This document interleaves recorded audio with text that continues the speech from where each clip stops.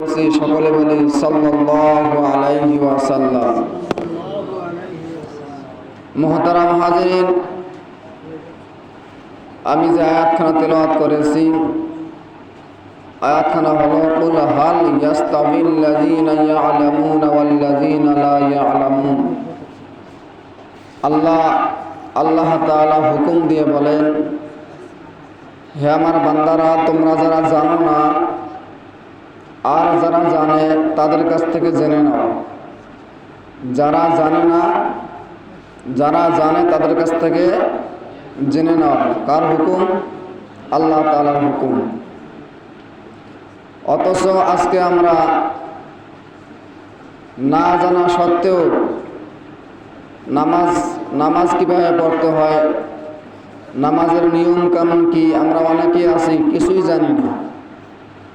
ওলামায়ে কেরামগণ আমাদেরকে শ্রম দিতেছে, আমাদের জন্য মাঝে মাঝে অনেক প্রোগ্রামের ব্যবস্থা করে থাকেন। এই মাদ্রাসায় প্রত্যেক ইংরেজি মাসের 14 তারিখে ইসলামী বয়ানের ব্যবস্থা করা হয়, যেখানে অনেক ওলামায়ে কেরামগণ আসেন, নামাজ শিক্ষা দেওয়া হয়, কিভাবে রুকু করবে, কিভাবে সেজদা দিবে, কিভাবে রুকু থেকে উঠবে, নামাজের আরকানগুলো শিক্ষা দেওয়া হয়। অথচ আমরা ওলামায়ে কেরামগণ নিজের পকেটের টাকা খরচ করে অনেক প্রোগ্রাম করে, বিশেষ করে এই মাদ্রাসায় 14 তারিখে ইসলামী বয়ানের ব্যবস্থা করা হয়, অনেক ওলামায়ে কেরামগণ আসেন। অথচ আমরা এগুলো তো আসি না, আল্লাহর কাছে জবাবদিহিতা করতে হবে।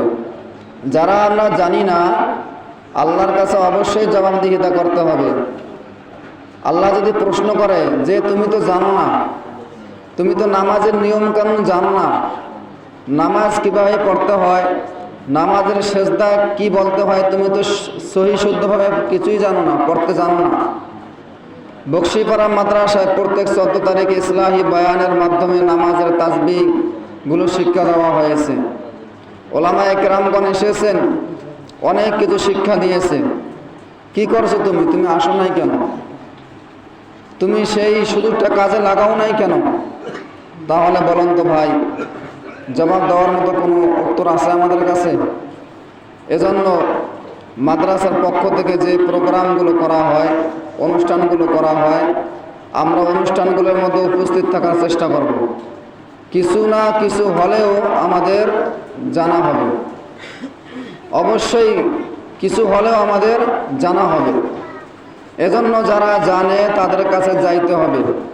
বকশীপাড়া মাদ্রাসা দেওয়ার উদ্দেশ্য শুধুমাত্র এখানে হুজুররা বসে বসে থাকবে, ছাত্রদেরকে শিখাবে, এটা উদ্দেশ্য নয়।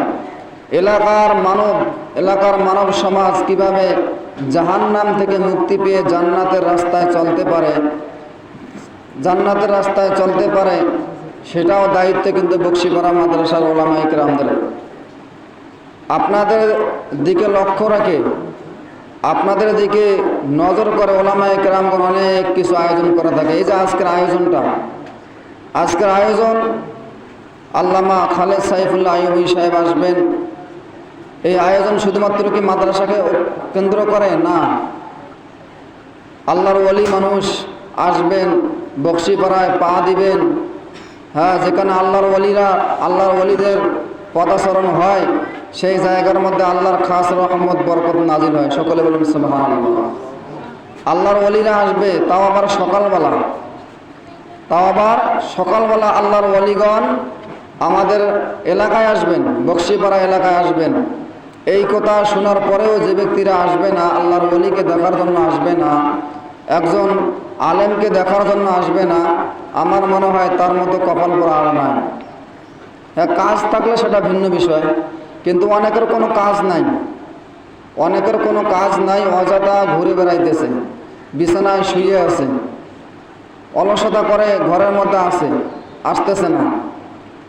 আমি মনে করি একজন আল্লাহর ওয়ালি বকশীপাড়া এলাকায় আসতেছে, আর আপনারা ঘরে শুয়ে আছেন বা অযথা বসে আছেন, এটা আমার মনে হয় ঠিক হইতেছে না। এজন্য আমি মনে করি আপনারা এখনো সময় আছে, হযরত আসতেছেন, আমরা এখনও দ্রুত আমরা বকশিপাড়া মাদ্রাসায় চলে আসি। প্রিয় ভাইয়েরা আমার, আমরা যারা জানি না, যেটা আমি বলতেছিলাম, আমরা যারা জানি না অবশ্যই জানতে হবে। আগে কাজ করার আগে জানতে হবে, কাজ করার আগে জানতে হবে। মনে করেন একটা 5 তলা বিল্ডিং আমি বানাবো, বিল্ডিংটা বানাতে হলে তার আগে আমাকে জানতে হবে যে বিল্ডিংটা বানানোর জন্য কি কি করতে হবে, কতটুকু রড লাগবে, কতটুকু সিমেন্ট লাগবে, কতটুকু বালি লাগবে, এগুলো আমাদেরকে জানতে হবে।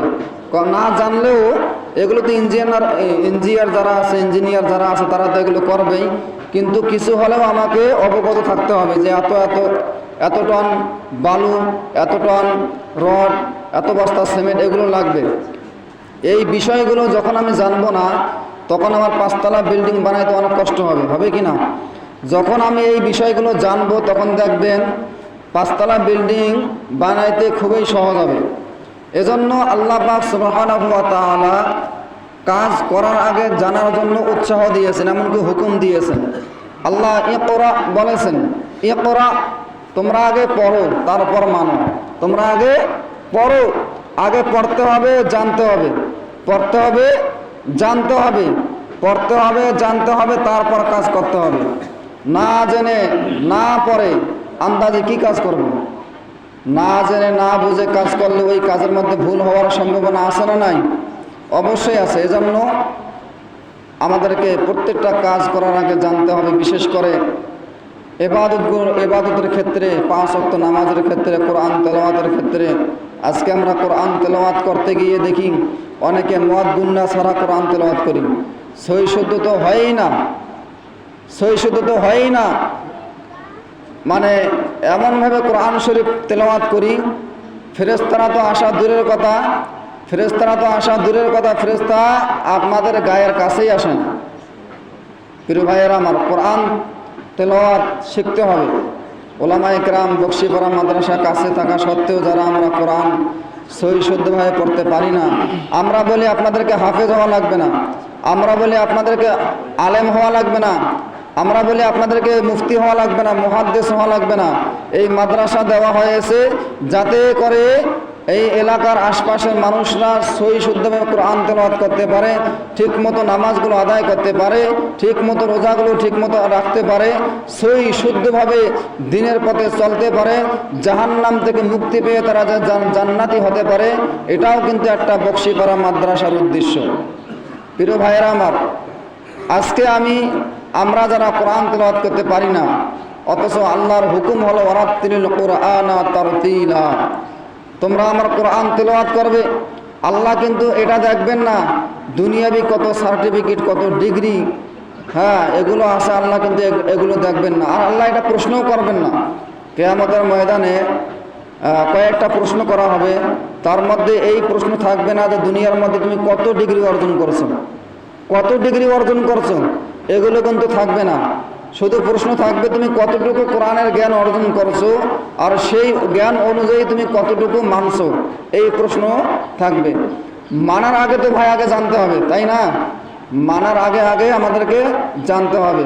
আর জানার জন্যই হলো এই মাদ্রাসা, জানার জন্যই হলো এই মাদ্রাসা।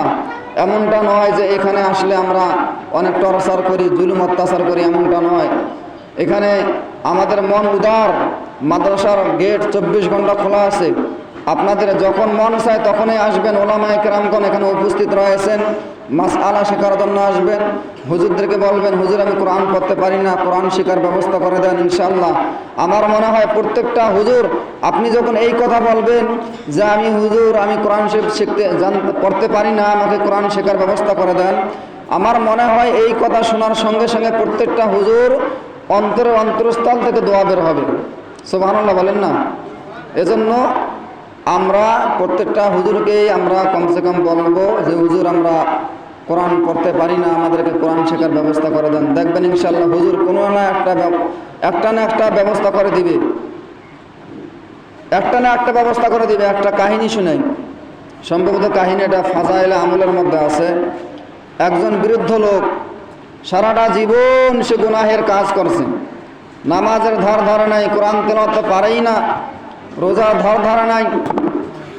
ওই লোক, বৃদ্ধ লোক সারাটা জীবন চুরি চামারি, দুর্নীতি, ডাকাতি এগুলোর মধ্যে জড়িত ছিল।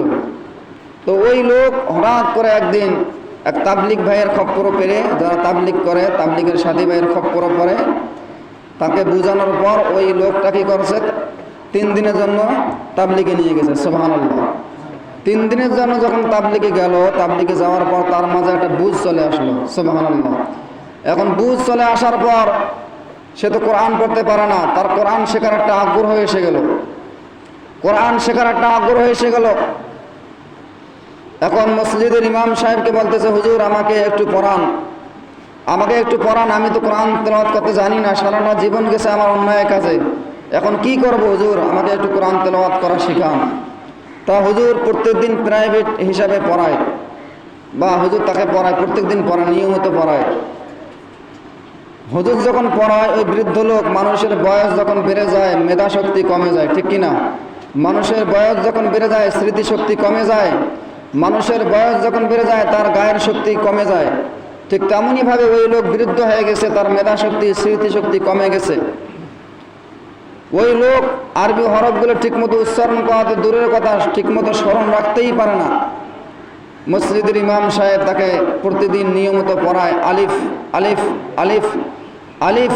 ওই বৃদ্ধ লোক আলিফটাই সঠিকভাবে মুখস্থ রাখতে পারে না, স্মরণ রাখতে পারে না। তো ইমাম সাহেব হুজুর বলছে যে আপনি সবসময় এই আলিফ আলিফ বলতেই থাকবেন, আলিফ আলিফ বলতেই থাকবেন।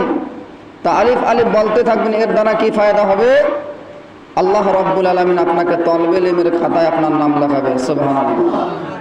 তো ওই লোকটা সব সময় বৃদ্ধ লোক, আগে যা হয়েছে হয়েছে, এখন তো আর ওগুলো করা যাবে না। ইমাম সাহেব হুজুর কাছে পড়ে, এখন স্মরণ থাকে না, মুখস্থ থাকে না, এই জন্য সবসময় আলিফ আলিফ আলিফ আলিফ পড়ে, উচ্চারণ করতেই থাকে আলিফ আলিফ। মাঠে ময়দানে যেখানে যায় আলিফ আলিফ। এই অবস্থায় ওই বৃদ্ধ লোকের একদিন মৃত্যু হয়েছে। সুবহানাল্লাহ।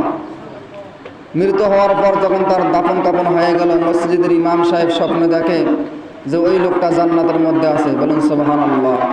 মসজিদের ইমাম সাহেব স্বপ্নের মধ্যে, স্বপ্নে প্রশ্ন করে, হে আমার চাচা, আপনি তো কিছুই জানেন না, বা আপনি তো, আপনার জীবনটা তো পুরাটাই অন্ধকার দিয়ে ভরপুর, কেমনে আপনি জান্নাতি হলেন, কেমনে আপনি জান্নাতি হলেন? ওই বৃদ্ধ লোক ইমাম সাহেব হুজুরকে বলতেছে, হুজুর আপনি যে আমাকে ওই আলিফ আলিফ পড়াইতেছেন, আর আমি যে সবসময় আলিফ আলিফ বলি বা পড়ি, এই অবস্থায় আমার যে মৃত্যু হয়েছে, আল্লাহ তাআলা আমাকে তলবে ইলমের খাতায় নাম লেখাইছেন, আর আমি তলবে ইলম হিসেবে মারা গেছি। সুবহানাল্লাহ। হাদিস শরীফের মধ্যে এসেছে, মাসআলার কিতাবে এসেছে, যে ব্যক্তি তলবে ইলম অবস্থায় মারা যাবে তার সমস্ত গুনাহ আল্লাহ তাআলা মাফ করে দেবেন। সুবহানাল্লাহ। আর যে ব্যক্তি তলবে ইলম অবস্থায় মারা যাবে তাকে আল্লাহ তাআলা শহীদি মৃত্যু দান করবেন। এজন্য বৃদ্ধ বাবাজি যারা এখানে আছেন, শেখার কিন্তু কোনো সময় নাই। দোলনা থেকে মৃত্যু, এটা হলো কি শেখার সময়। একদম জন্ম থেকে মৃত্যু পর্যন্ত কি শেখার সময়। আপনি এখন ভাবতেছেন, হ্যাঁ হ্যাঁ আমি তো বৃদ্ধ হয়ে গেছি, আমি তো কিছুই জানি না, লোক লজ্জার কারণে শরম লাগে, এখন কি করব? হুজুরের কাছে পড়তে গেলেও তো লজ্জা লাগে, শরম লাগে না। শরম করা যাবে না, শরম করা যাবে না, লজ্জা পাওয়া যাবে না। একটা মাসআলা জানেন, ভালো কাজে লজ্জা করা, ভালো কাজে লজ্জা করা সম্পূর্ণ হারাম। কথা বুঝলেন? ভালো কাজে লজ্জা করা, শরম পাওয়া, এটা হারাম। মনে করেন আপনি সারা জীবন কোনোদিন নামাজ পড়েন নাই, এখন নামাজ পড়ার নিয়ত করছেন, মসজিদে যাবেন, শরম লাগতেছে, মসজিদে যাবেন, হঠাৎ করে মসজিদে যাবেন, শরম পাইতেছেন, লজ্জা পাইতেছেন। এই লজ্জা পাওয়া, এই শরম পাওয়া হারাম। আপনাকে যত রকমের অন্যায় কাজ রয়েছে, খারাপ কাজ রয়েছে, এই অন্যায় কাজে, খারাপ কাজে লজ্জা পাওয়া, শরম পাওয়া হলো ফরজ। কিতাবের মধ্যে এসেছে, ইজা ফাতাল হায়াউ ফাফআল মা শি'তা, যখন তোমার লজ্জা শরম থাকবে না, তখন তোমার মন যাহা চায় তাহাই তুমি করতে পারো। তবে লজ্জাটা ভালো কাজে করা যাবে না। যেটা ভালো কাজ সেই ক্ষেত্রে লজ্জা পাওয়া যাবে না।